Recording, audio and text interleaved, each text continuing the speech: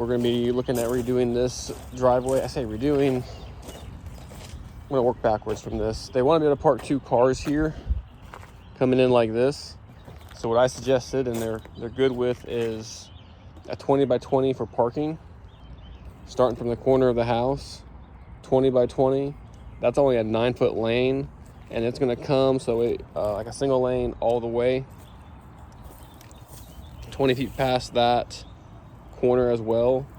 And then where that 20 by 20 meets this 9-foot entry, we need to come back enough with a flare to where both cars, if they pull straight in, could back out and go. They got 14.5 already, so it's not coming up much more. Here's 20, which is 4 feet 4 inches from the corner of the corner here. 20 feet leads you to about here.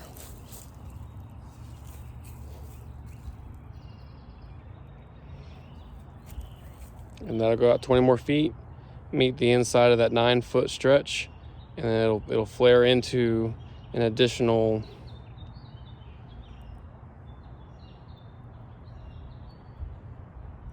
trying to think what would work the best. I usually do about 15 feet. Let's do 18 feet since it's 9 wide. If we cut it in half, most likely we're gonna do 10 or 9 spaced joints, but I think it would look the best that way. And 15 is good, but I don't see them coming in and hugging that corner so tight. So it's kind of short here, and in the outside car, I don't want them to struggle with that, not having enough depth. If it was 10 foot wide, I'd go for 20. I'm just, less is sometimes more. So what I'm gonna do is, after I measure this trash can pad, because we started 20 feet back from there, and then 20 feet back from there, plus 18. I already know this is a 9 by, 38? So this trash can pad plus this 9 by whatever that equals will be the difference. We're gonna put a pipe under and bury it underneath. This is the property line, so I wouldn't necessarily use it as a form, but you also don't really want to move it, so you'd have to make sure this was really straight if you're going to use this as a form. Maybe you put expansion joint so it doesn't rot the wood. Up to the house, this can either go, we can either take it out if you can manage that, or I told her we'll just cut it to get out the way because she wants to redo it because it's not really secure, and she's worried she's going to hit it anyway. I don't know. The elevation here is kind of funny, but then again, they raised this up like 4 inches with gravel. So I think if we cut this and backfill here, I mean, you almost could leave some of that concrete in there.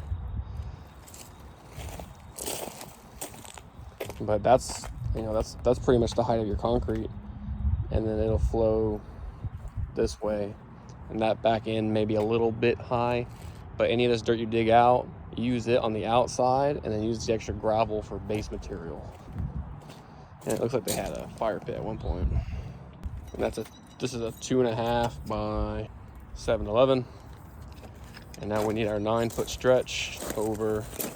Also, they're planning on putting a fence in here, but they said a handyman will just drill into the concrete later, which is kind of how I would do it anyway.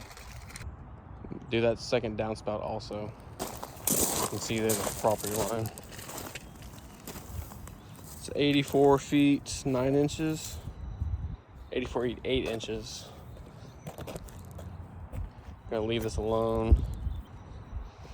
And then I'm gonna double check, but she said basically the main quote was just removing this sidewalk, and then the second quote was pouring that. So I don't know if she meant redoing this or just hauling it away. But I'll measure and then I'll inquire, because she already left, and we'll go from there.